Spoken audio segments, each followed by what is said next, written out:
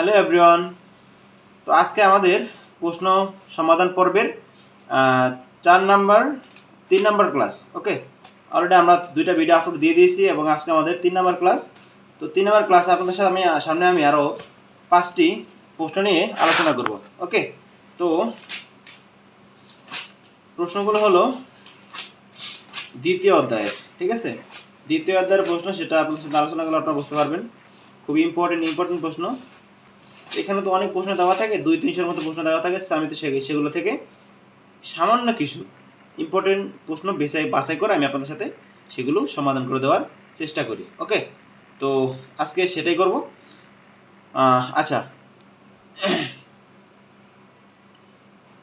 আজকের দ্বিতীয় নম্বর অধ্যায়ের আমাদের এই পার্টটা হলো পেশনা। ওকে, তো পেশনা মানে কি?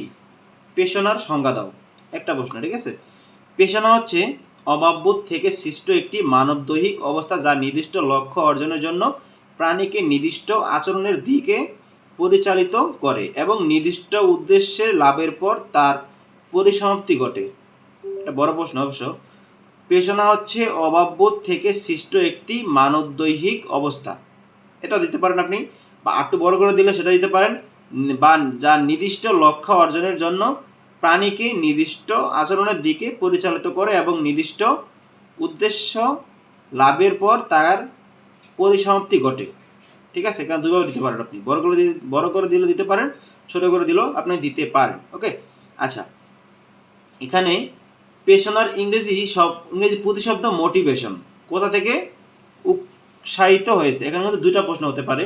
একটা হলো পেশনার ইংরেজি প্রতিশব্দ কি, এবং পেশনার ইংরেজি প্রতিশব্দ মোটিভেশন কোন শব্দ থেকে উৎপাদিত হয়েছে? এখানে দুইটা প্রশ্ন হতে পারে, তো আপনার সাথে আমি দুটি আলোচনা করব। আচ্ছা, পেশনার ইংরেজি প্রতিশব্দ হলো মোটিভেশন, ঠিক আছে? এবং মোটিভেশন কোথা থেকে এসছে, বা কোন শব্দ থেকে এসছে? এটা হলো ল্যাটিন শব্দ থেকে এসছে। ওকে, ল্যাটিন শব্দ মোবেয়ার শব্দ থেকে এসছে। ক্লিয়ার? আচ্ছা, পেশনার উৎপত্তিগত অর্থ কি? খুব ইম্পর্টেন্ট প্রশ্ন। পেশনার উৎপত্তিগত অর্থ কি? পেশনার উৎপত্তিগত প্রশ্ন হলো মুভ বা চলা, ঠিক আছে? মোটিভেশন থেকে আসছে মোবেয়ার, এবং পেশনার উৎপত্তিগত অর্থ হলো টু মুভ বা চলা, ঠিক আছে? তো আজকে এই 4টাই প্রশ্ন থাকবে এবং নেক্সট ভিডিওতে আরও অন্যান্য প্রশ্ন নিয়ে আলোচনা করা হবে। তো ততদিন সব ভালো থাকবেন, সুস্থ থাকবেন। আল্লাহ হাফেজ।